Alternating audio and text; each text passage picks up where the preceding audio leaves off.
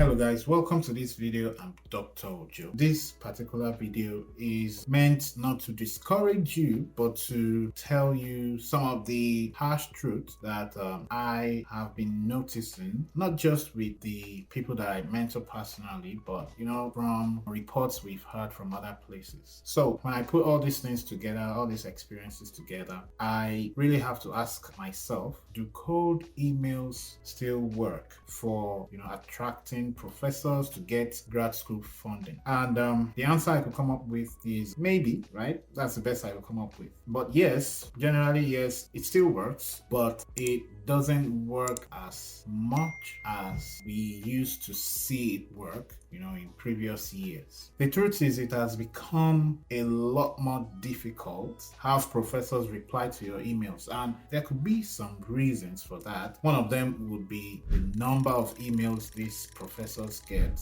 has become astronomical. As you can see, the information about grad school is now everywhere, so a lot of people have more of this information on how to do these things. So that has led to an astronomical increase in the number of emails these professors get. So I can understand why professors hardly reply to such emails. Trust me, they are very, very busy people. They do a lot more than they are paid to do. So if you happen to get a reply to your email, you should thank, either negative or positive, you should even thank your stars that you got a reply. But really, it has been very difficult to even get a reply, not to talk of a positive reply.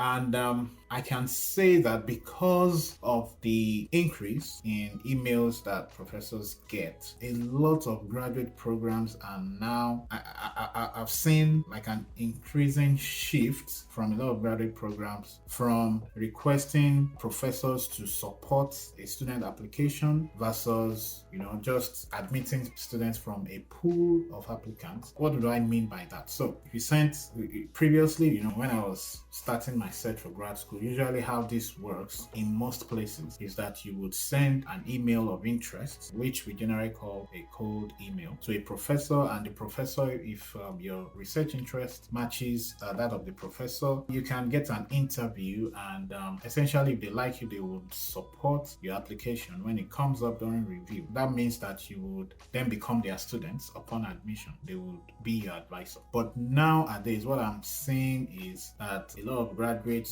programs are starting to adopt this rotation model where you just have a pool of applicants. Everybody will submit applications. You don't need a professor's approval or support, so they will just go into that pool of applicants and look at the most qualified students. So when they admit them and they get on campus, the students will do lab rotations with different professors, lab rotations or program rotation, whatever. So they rotate between the research groups of professors, and they do that for like one semester. In some cases, in some schools, it's up to 2 semesters. They will do that for at least a semester before the student now decides which professor they want to work with, and the professor also has to like the students. They just kind of match them after admission. So that's like the model most departments are shifting towards. Now, I'm not saying cold emails do not work anymore, okay? I'm just saying that when I was looking into graduate programs, it used to work a lot, but doesn't work as much as it used to, because people graduate programs are shifting towards this model of having the highly qualified students do a lab rotation. So before now, with the cold email method, the fact that you sent a very catchy email to that professor and you interview is like enough. Because of this method of having a pool of applicants, you need to have like a quality application. Your GPA has to surpass requirements in many good programs. Of course, your experience has to be really solid because you are competing with a lot of other students all over the world. So that makes it a little difficult for people like me who probably had little research experience in undergrad, right? I know a lot of people from like Africa and some parts of Asia probably don't have access to all this fancy equipment, so you might not really have a lot of research experience. So that might serve as a disadvantage when you are competing with all other highly qualified applicants.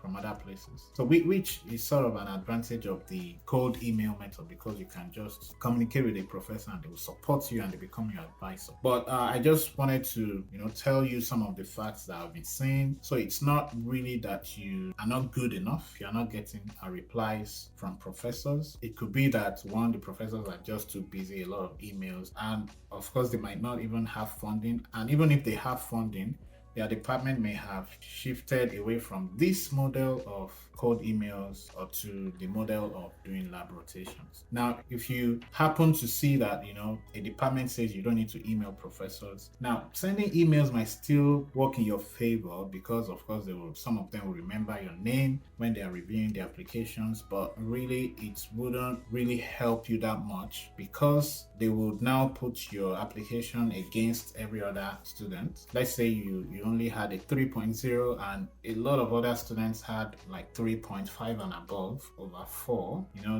They are likely going to go with, not likely going to go, they will look more into the applications of those students with much higher GPA, and now they will look at research experience, they will look at your referees. So it has become harder, just so you know, but it's not impossible. So this video essentially is for you to know the reality of what's on ground and be mentally prepared to fight through whatever rejections you might get and keep pushing until you get, either that yes or that admission from a university. So I hope I have not told you on this channel that it's going to be easy. It's never going to be easy. Good things do not come easy, but you just have to keep trying and striving. When you don't get that reply from a professor, after your first and second follow-up, just move on. And if you are thinking of, I'm not getting any replies, should I still apply? Well, a lot of them give out waivers nowadays. So if you have a waiver, please do. If you can pay for it, please do. And if you think, importantly, if you think that you meet all the requirements, then be very confident in yourself that you have a chance to get in. Okay, so if you think you meet all the requirements, then don't be scared to compete with all other applicants. But if you think you are lacking in one or two areas, then it might be more important for you to communicate with professors. And in that case, you want to apply to a lot of programs, a lot of schools. Okay, but hey, don't be discouraged. People will continue to get admitted.